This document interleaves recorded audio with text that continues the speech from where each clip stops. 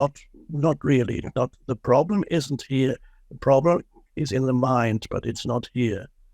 That's a place of power, and then you become aligned with the power of now, the power of Uh, the present moment.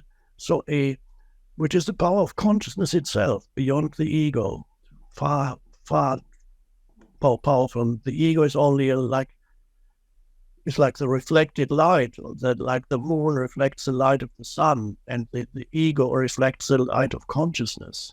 It's oh, only it's not interesting. power. There's no power in ego itself. In the same way that there's no light in the moon. It's just reflected light. Wow. Yeah. Yeah, that's powerful. This has been fascinating so far. I'm sure we could talk about, consciousness and suffering for hours, but I want to. First of all is the acknowledgement of abundance that is already here and now, and not focusing on the lack of abundance that is here now, which you could find by thinking about it, but to actually focus on where is the abundance that I can find here and now, and that is all around you. It is in nature. When you look at the abundance of nature, the multiplicity of life forms, the wonder of nature, the abundance of even, or let's say you're in a city, you can look at, appreciate all the things that you see around you. You don't need to necessarily own it or buy it, just appreciate it. And so this first, the appreciation of the goodness of life that is always all around you. Even if you have no money, there's still the goodness of life is all around you. You see it all around you.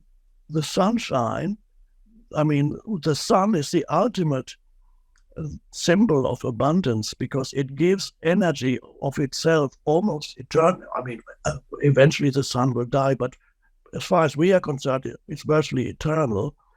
It pours out energy continuously, and this at some point we will realize that even on the level of energy, the universe is infinitely abundant. So we will no longer need things that we're using now, fossil fuels and those things. We have access to other forms of energy that are more helpful.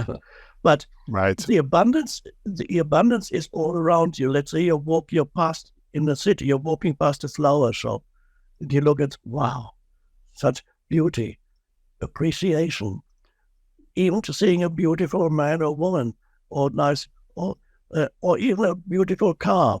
Oh, I love that. Not why don't I have that car? Why does he have that car? It's all egoic narratives that make you unhappy. To appreciate, no, nature, of course, is very powerful.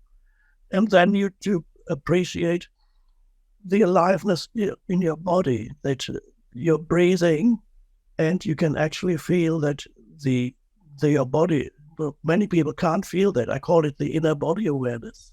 You feel that every cell of your body is pervaded with a sense of aliveness, energy, and you can feel that. That is abundance. So there's abundance of life all around you. You can feel the life within you also. And so some people call it gratitude. I call it more appreciation. The appreciation of the abundance of life that is always around you. That's a wonderful starting point. Okay. So you're not focusing on lack, you're focusing on abundance. And Even when you don't have any, if you feel like yes, you don't you have don't, anything, you can find abundance around you. yes, always acknowledge it, the good Yes. things of life, acknowledge, but even the seemingly insignificant things, like when I look out of the window, there's trees out here. Right now I can look out, I can see there's a slight breeze and the branches are swaying slightly in the wind. It's beautiful. And there's the tree in all its majesty and stillness. It's been there for 100 years, and that's wonderful. I don't need to own that tree. I mean, owning in that sense is ultimately a bit meaningless anyway. Yes, I own this house where I am right now, but at some point I'll be gone. And so what does it mean? the house, but then somebody else will own the house. Own is a Right. secondary. I'm not saying to let go of ownership sometimes can give stability to your life on the practical level, but there's something more important. So this appreciation, or if you want to call it gratitude, some people recommend, I think Oprah said that she has had for many, many years a notebook or journal where she writes down every day things that she's grateful for. And these are usually seemingly insignificant things, but it's important not to overlook that. And I don't think she's writing down, I'm grateful that I have a private jet, or I'm grateful that I have a $2.5 billion in the bank. That's Right. She writes down the small things that I'm every grateful day. for my garden. I'm grateful I get to plant a flower today. Yeah. I'm grateful that I get to go on a walk with my friends. I'm grateful that I woke up Yes, today. Yes. The next thing is, the second thing you could say is giving. To give energy to other people. Appreciation itself is already a form of certain outflow of energy. When you appreciate this tree beauty, there's an energy connection with the tree. The consciousness connects you with the tree, and kindness is part of giving. Kindness to another person, not because you want anything from that person, but because it feels so good to have this sense of, we could call it goodwill, that flows out of you towards another person.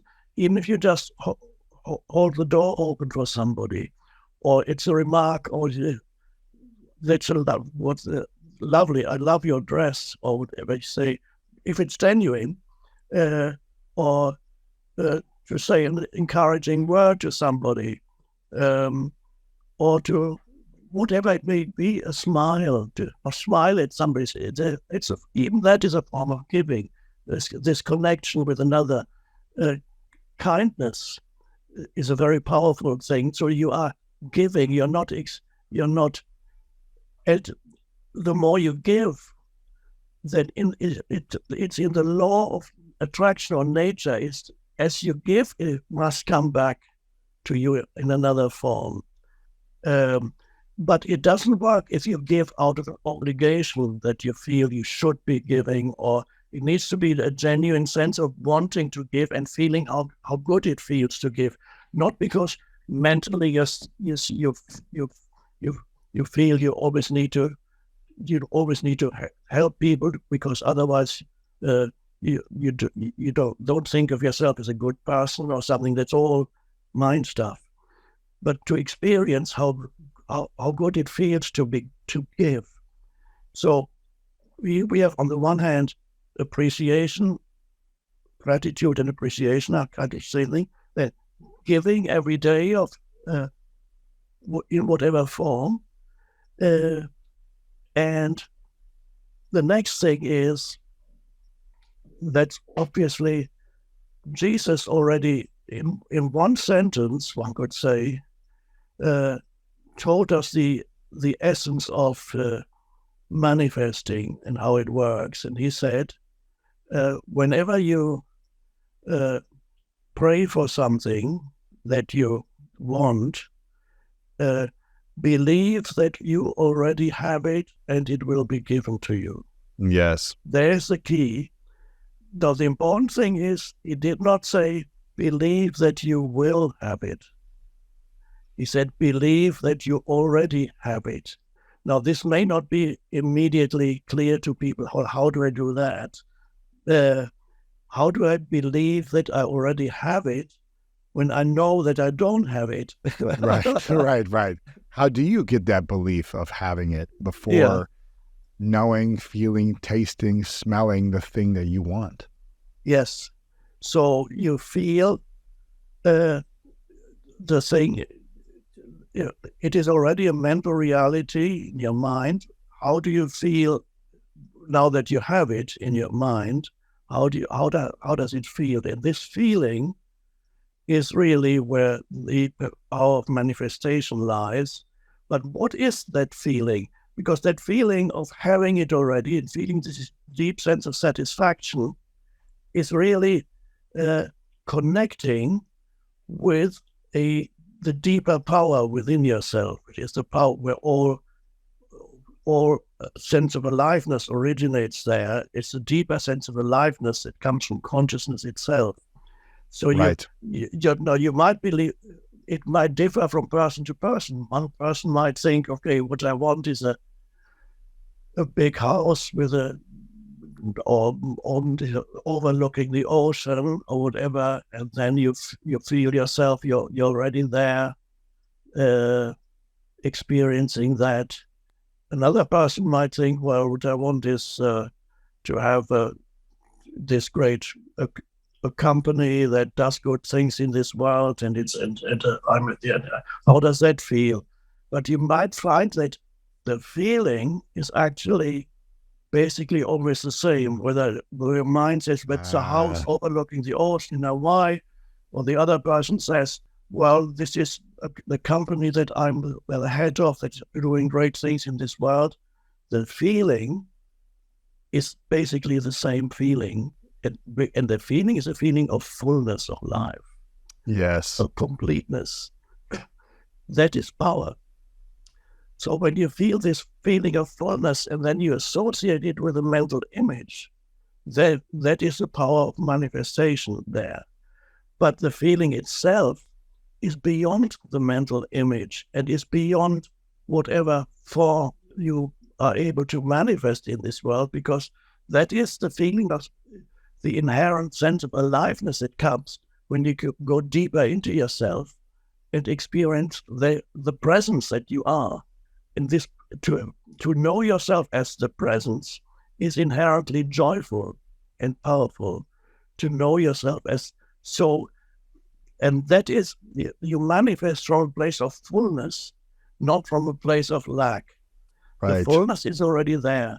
And that also means if for some reason it doesn't manifest, because not everybody's desires manifest.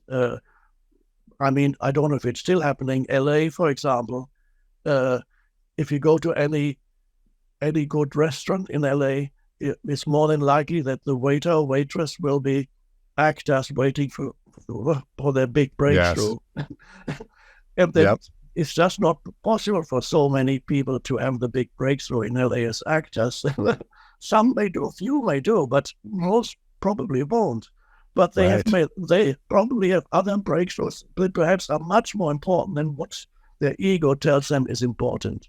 And to add to that, I love this, what you're sharing here, because I want people to really feel this and understand this and embrace it, because when we try to manifest from lack, it's going to be this needy energy, which was your first point, that kind of kills the dream of the law of attraction.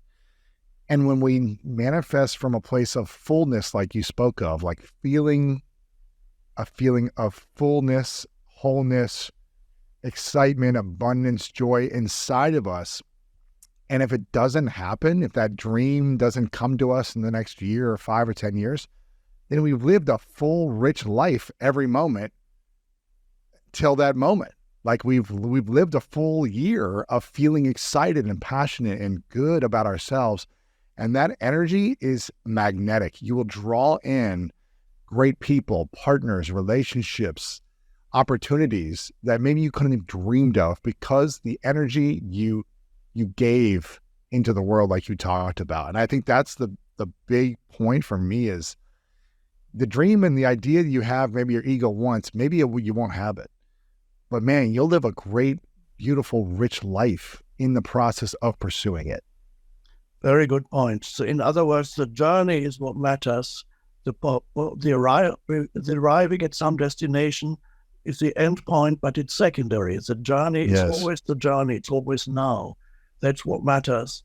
And so sometimes what you wanted to manifest does not happen, but something else manifests that could be even better. In fact, in many cases, is much better than what you have envisaged. Absolutely. I always wanted to be a professional athlete. and I played professional football for about a year and a half before I got injured. In the injury, I broke my wrist, and I was wearing a cast, and I had a surgery, and I had a cast on for 6 months. And it took about a year and a half for me to use my wrist again from the injury.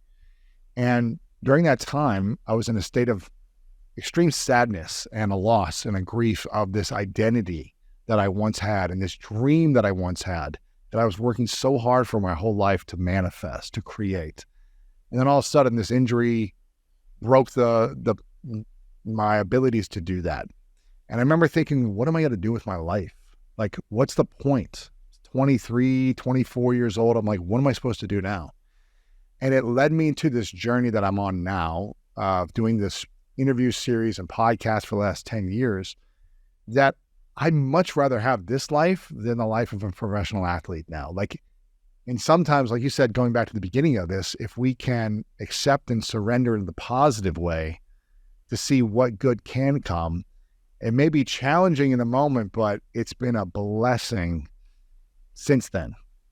Yes, that's a lovely story. That's how it actually works. And another thing to mention is, let's say you do manifest what it is you wanted to manifest. When you come from this place of fullness, you do not have, yes, you have an appreciation of what you have achieved, but you don't have an excessive attachment to what you have achieved. So let's say you are able to manifest that you have a house overlooking the ocean, and you manifest it, and there you have it. And one day, when you get home, you find your house is fallen into the ocean. It's gone. Right. So the whole thing that you worked so hard for to achieve is suddenly gone. But this place of fullness that enabled you to manifest that is still there. It's beyond outer forms. Yeah, and you feel full in life. Maybe there's a moment of sadness during that, but if you're not attached to the physical things you've manifested, I'm sure if I lost my home, I feel like it's a sanctuary. It's a beautiful, peaceful space. But I've lived in 2-bedroom apartments for most of my life, and I felt like those were peaceful places for me. And it's not like, I'm sure I'd be sad for a minute, but then I could also create the sense of fullness in the next space. Exactly. And I have this, for a long time, until my 32nd year, my main form of transportation was, except other than public transport, was a bicycle. That's beautiful. So I got my driver's license when I was 30, and my first car when I was 32, and that was a very What city were you in? What country or city? London and Cambridge. I lived at that time, and I loved my bicycle. I just wonder. I appreciated it. I loved. Sometimes I just looked at it. It was standing there, and and then somebody gave me. I was poor at the time. Somebody gave me an older car, and I loved that, and then I was able to. I got a little bit of money. I was able to buy the cheapest car I could find. It was called Lada. It's a Russian make. They still make them, but they're a bit better now than they used to be. And people would laugh at these cars because they were notorious for breaking down, but it was very, very cheap. And I bought this, and it never broke down. I loved that car. It never broke down. I must admit, very embarrassing on hills because you couldn't. You were holding everybody. You had up. to get out and push it. Yeah. I loved that car, and then I eventually left England, and I sold it. A friend of mine was interested. I sold it to him, and 2 or 3 weeks after he bought it, it broke down and couldn't get repaired anymore. It was incredible. It's almost effortless because I have this kind of relationship even with so-called inanimate objects. I think that even there is a glimmer of consciousness in everything. Really? That's how I sense things. There's a glimmer of consciousness. So, and